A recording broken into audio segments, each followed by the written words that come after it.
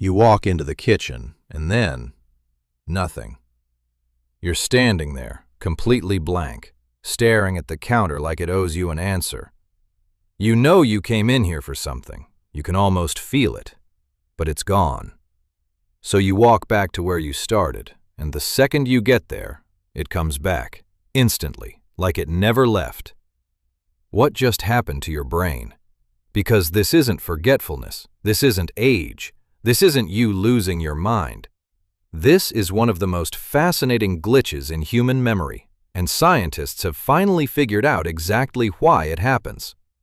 For most of human history, we assumed this was just a minor annoyance, a small bug in an otherwise impressive system. But researchers started studying it seriously, and what they found completely changed how we understand the way memory actually works. It turns out, your brain doesn't store memories the way you think it does. You probably imagine memory like a hard drive. Information goes in, gets saved, and stays there until you need it. Clean, organized, reliable. But that's not even close to how it works. Your brain stores memories in context. It ties every piece of information to the environment where it was created.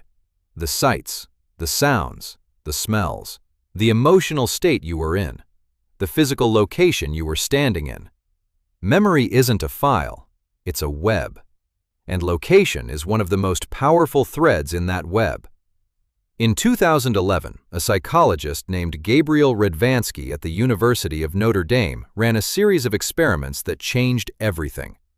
He had participants move through a series of virtual rooms, picking up objects along the way. Some participants moved through a doorway to a new room.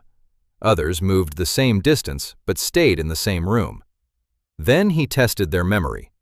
The people who walked through a doorway forgot significantly more than the people who stayed in the same room, even when the physical distance traveled was identical. The doorway itself was causing the forgetting. Radvansky called it the doorway effect, and it revealed something extraordinary about how your brain manages memory. Here's what's actually happening inside your mind. Your brain is constantly running what scientists call event segmentation. It's dividing your experience of life into separate chapters, discrete episodes with a beginning and an end. Think of it like a TV show. Each room you're in is its own episode. When you walk through a doorway, your brain interprets that as the end of one episode and the beginning of a new one. And here's the critical part. When a new episode begins, your brain files away the previous one. It wraps it up. It packages the memories from that last room and moves them into a kind of temporary storage, still accessible, but no longer active in your working memory. It's like your brain hits save and closes the tab. So the intention you formed in the living room, the reason you were heading to the kitchen, gets filed away the moment you cross that threshold. You arrive in the kitchen running a brand new mental episode, and the previous episode, the one with the intention in it, is no longer loaded. But why does the brain do this? Why would your memory system actively work against you like this? The answer is, it isn't working against you. It's actually one of the most efficient things your brain does. Think about the sheer amount of information your brain is processing every single second. Thousands of sensory inputs, dozens of background thoughts, physical sensations, sounds, memories constantly being triggered by association. If your brain held every intention, every detail, every thought from every previous context in active memory all at once, it would be completely overwhelmed. You would not be able to function. So your brain learned to be selective, ruthlessly selective. It keeps active in your working memory only what is relevant to your current environment. Everything else gets compressed and filed. Doorways and environmental transitions of any kind are your brain's signal to update the current context, to clear the active workspace and load a fresh one. It's not a glitch, it's garbage collection. Your brain clearing memory it thinks you no longer need. And this explains something else entirely. Have you ever noticed that when you go back to the room where you first had the thought, it comes back immediately? That's not magic. That's context-dependent memory retrieval. The memory was never actually deleted, it was filed. And when you return to the original context, the same room, the same chair, the same visual cues, your brain recognizes the environment and reloads the episode associated with it. The room itself is the key that unlocks the memory. This is why students who study in one room and then take a test in a completely different room perform measurably worse than students who study and test in the same environment. The context is part of the memory. Change the context stored in it.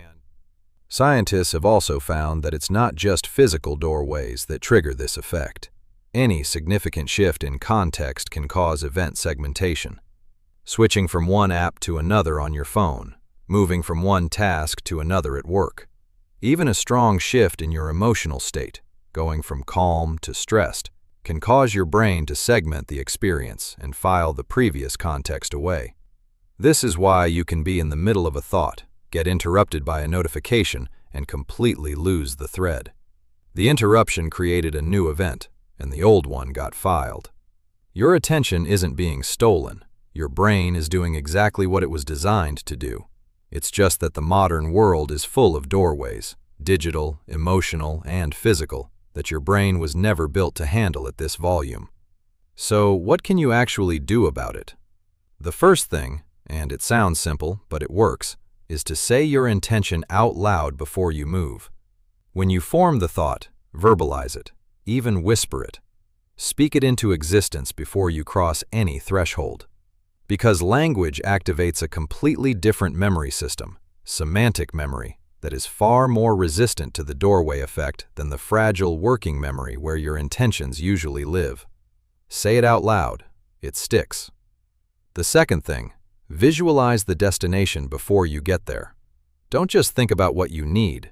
Picture yourself arriving. Picture where the thing is. Picture what you're going to do with it. This creates a richer, more connected memory trace, one that survives the transition better. The third thing, reduce your mental doorways. When you're in the middle of an important thought, don't check your phone. Don't switch tasks. Don't let something interrupt the episode your brain is currently running. Protect the context. And the fourth thing, if you forget anyway, just go back. Go back to where the thought was born. Stand in the same spot. Look at the same view. Let the environment reload the memory for you. Because your brain encoded it there, and it will give it back the moment you return. Here's what makes this so fascinating.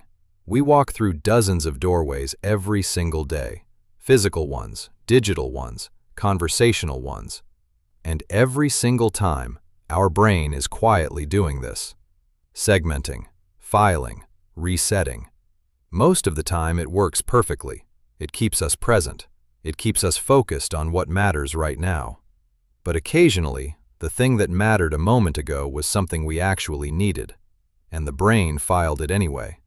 Not because you're forgetful, not because you're getting older, not because something is wrong with you, but because your brain is doing exactly what it evolved to do, managing an impossible amount of information, one room at a time. The next time you stand in a doorway completely blank, don't panic. Don't laugh it off. Don't assume the worst. Just go back. The memory is there, waiting for you, in the room where you left it. If this explains something you've wondered about your whole life, share it with someone who walks into rooms and forgets why.